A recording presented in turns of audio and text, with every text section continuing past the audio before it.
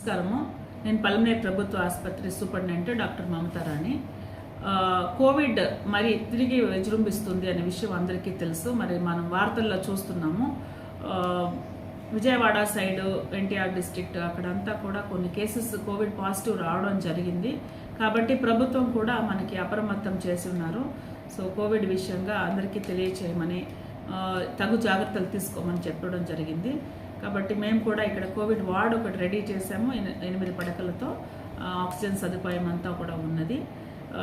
అలాంటి సిమ్టమ్స్ ఎవరైనా ఉంటే వెంటనే హాస్పిటల్కి రావాల్సిందిగా కోరుచున్నాము. ఇక్కడ కోవిడ్ టెస్టింగ్ కిట్స్ కూడా కొన్ని తెప్పించుకోవడం జరిగింది. అలాంటి సిమ్టమ్స్ ఏమైనా ఉంటే దయచేసి వెంటనే లేట్ చేయకుండా గవర్నమెంట్ హాస్పిటల్ పల్మనేరుకి రావాల్సిందిగా కోరుచున్నాము. కోవిడ్ రాకుండా తగు జాగ్రత్తలు తీసుకోండి. గడిచిన కోవిడ్ సమయంలో మనం ఎన్నో బాధలు పడి ఉన్నాము. మనకు తెలుసు చాలామంది ప్రాణాలు కోల్పోవడం జరిగింది. కాబట్టి తిరిగి అలాంటి పరిస్థితి రాకూడదు అనుకుంటే మనకు తెలుసు ఏం చేయాలని. హ్యాండ్ వాషింగ్ టెక్నిక్, మరి మాస్క్ ధరించడము అలాంటివి చేసుకోవాలి. పిల్లలకి కూడా మీరు చెప్పాల్సి ఉంటుంది.